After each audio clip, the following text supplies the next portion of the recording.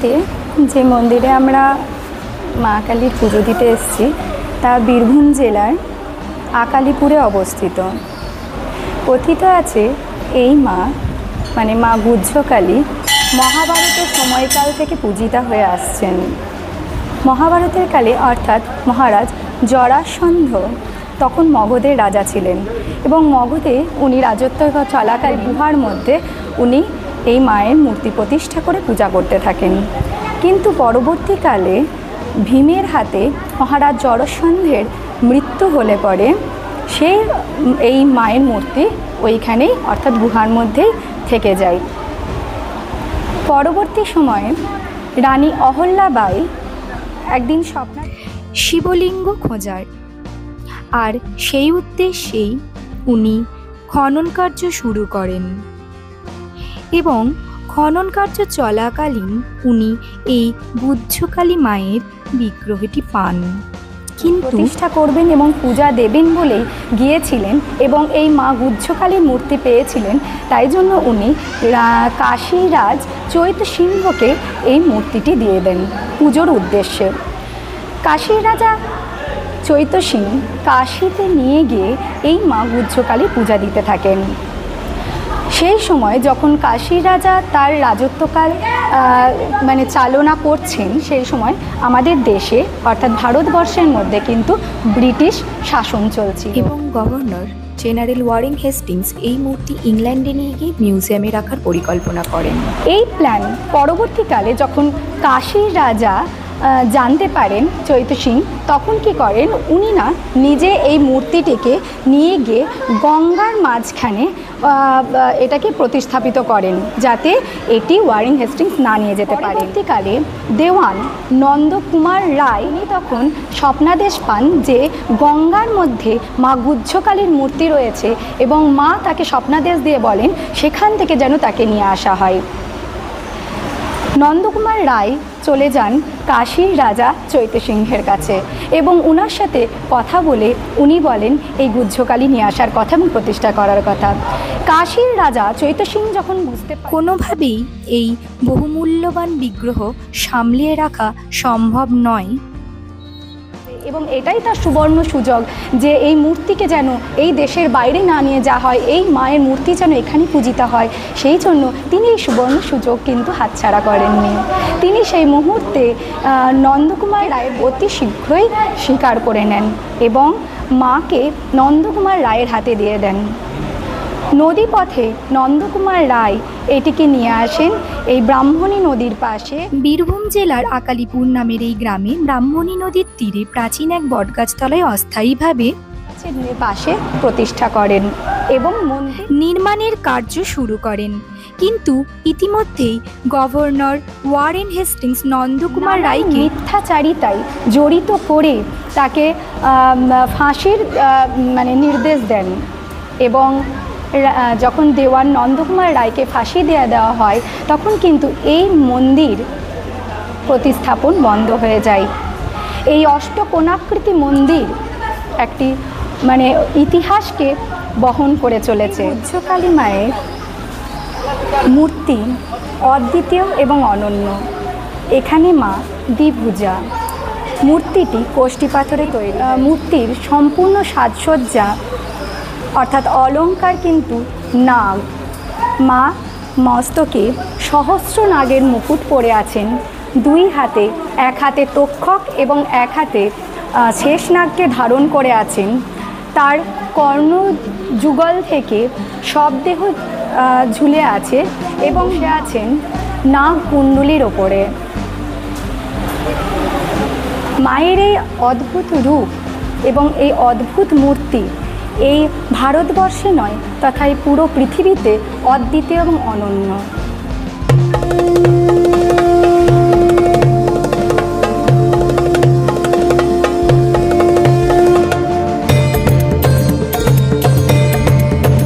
বহুকাল আগে মগধে জরাসন্ধ নামে এক ধর্মপরায়ণ রাজা মাটির নিচে পাতালে মাকে প্রতিষ্ঠা করে আরাধনা করতেন।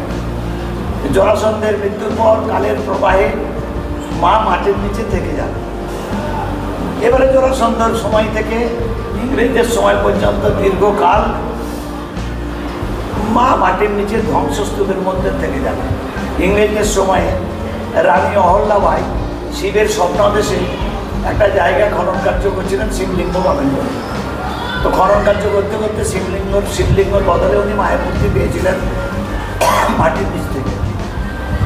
তো খনন কার্য করা জায়গাটা তৎকালে কাশী রাজা চেতসিংহের জমিদারির আওতাভুক্ত ছিল বলে রানীবাই এই মূর্তিটা কাশীদার চেতসিংহকে দিয়েছিলেন।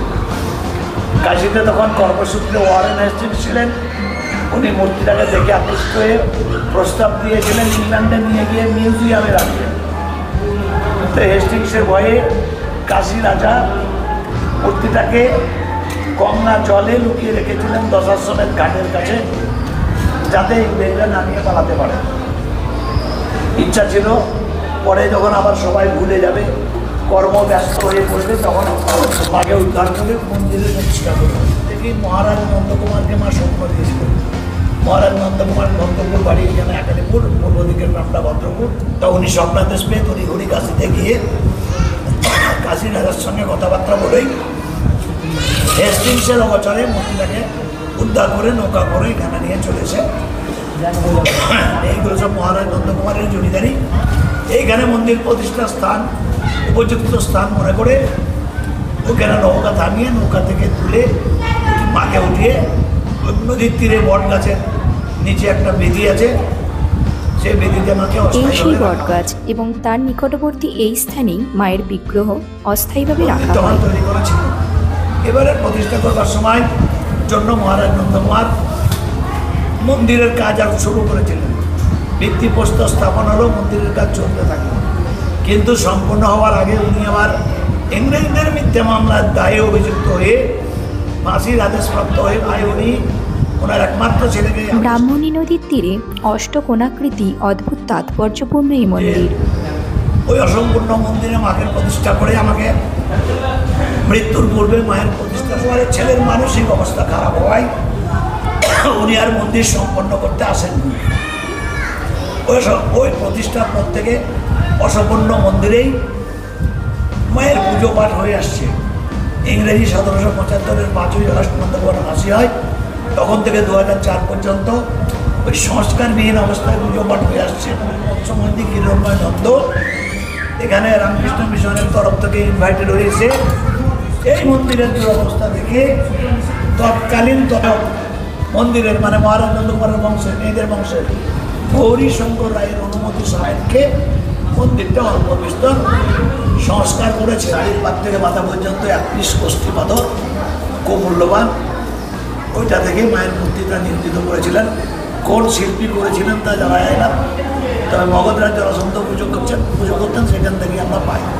সেই জন্য কৃষ্ণের নামকরণ হয়েছে গুহ্যকথা। এই গুহ্যকথার অর্থ হলো একান্ত গোপনীয় বিষয়গুলোকে আমরা গুহ্য বলে থাকি। তো সাধকদের কালী ধ্যানে, মায়ের ধ্যানে আছে সাধকা অভীষ্ট দায়িনী মা, সাধকদেরকে অভীষ্ট ফল দান করেন। অষ্টকোণাকৃতি, তার মানে সাধকদেরকে অষ্টাঙ্গিক যোগ্য করবে। তারপর শেষ ধাপ যখন সমাধি আসবে, সাধক যোগাসনে বসে সাধনা করলে সাধকদের শরীরে এইসব ক্রিয়াগুলো করবে। কি ক্রিয়া না, শরীরের ভিতরে আমাদের সব মানুষের শরীরে থাকে 6টা চক্র। মূলাধার, স্বাধিষ্ঠান, মণিপুর, অনাহত, বিশুদ্ধ, আজ্ঞা চক্র। ওই মূলাধারে সর্বাকৃতি ঘুমন্ত মূলকুণ্ডলের শক্তি থাকেন, সব মানুষের দেহেই থাকে। সাধকরা সাধনার দ্বারা সেই শক্তিকে জাগ্রত করে। সেই শক্তি জাগ্রত হলে ক্রমশ সুষুম্না পথ দিয়ে উপরের দিকে উঠতে থাকে, এক একটা চক্র বের করে। তখন সাধক তার শরীরে অপূর্ব অপূর্ব আনন্দ অনুভূতি লাভ করে থাকে। শেষ চক্র, ষষ্ঠ চক্র, আজ্ঞা চক্র যখন আসে, তখন সাধক দিব্য দৃষ্টি লাভ করেন। মায়ের 3টি চোখ, কিন্তু সাধকদের চামড়ার চোখে তো শরীরে তো 3টি চোখ হবে না, কিন্তু মায়ের মতন সাধক ক্ষমতাশালী সম্পন্ন হবেন। কোথায় কি হচ্ছে না হচ্ছে সব দেখতে পাবেন, সব জানতে পারবেন। আজ্ঞা চক্র থেকে সেই শক্তি যখন সহস্রানে নিতে হবে, এখানে থাকে অতমুখী সহস্রদল কমন, তখন সাধক শিল্প পুজোর মন্ত্রগুলো যদি ভাঙা যায়, আমি যেগুলো বললাম এইগুলোই আসবে। পুজোর মন্ত্রে আমরা যেগুলো বলি, ফুল নিয়ে মাথায় দেওয়া, নিঃশ্বাস প্রশ্বাস ইয়ে করা, অষ্টাঙ্গিক এই প্রাণায়াম, কুম্ভ, এইসব সব বাংলা করে।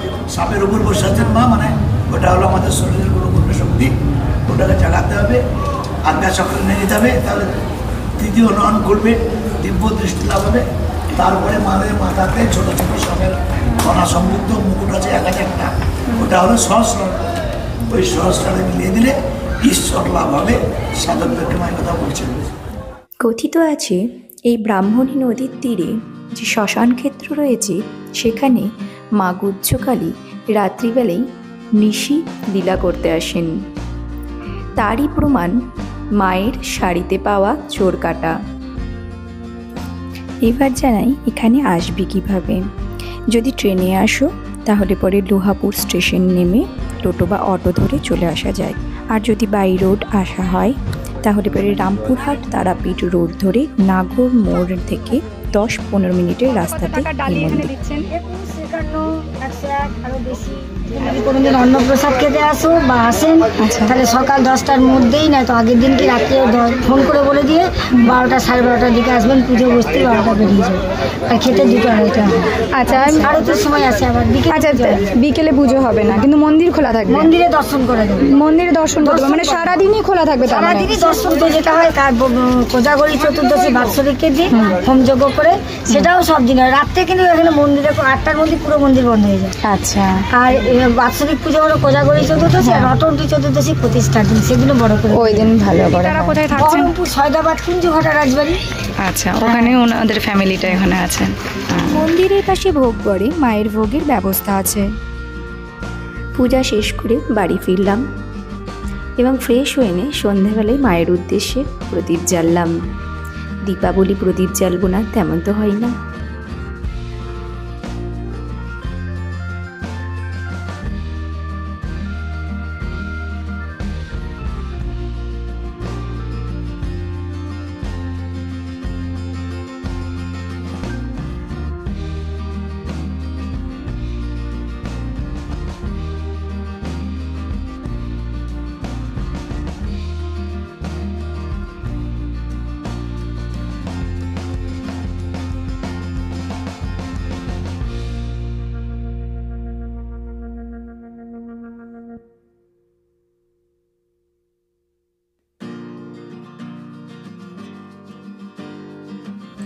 তারপরে বেশ কিছু পটকা ফাটালাম। না, আলোকবাজি ফাটালাম, শব্দবাজি নয়। তবে হ্যাঁ, যে ধোঁয়া উঠছিল ফটকা থেকে, তাতে কিন্তু বায়ু দূষণ ঘটছিল। কিন্তু তবু মন মানে না, তাই কয়েকটি মাত্রই ফাটিয়েছি।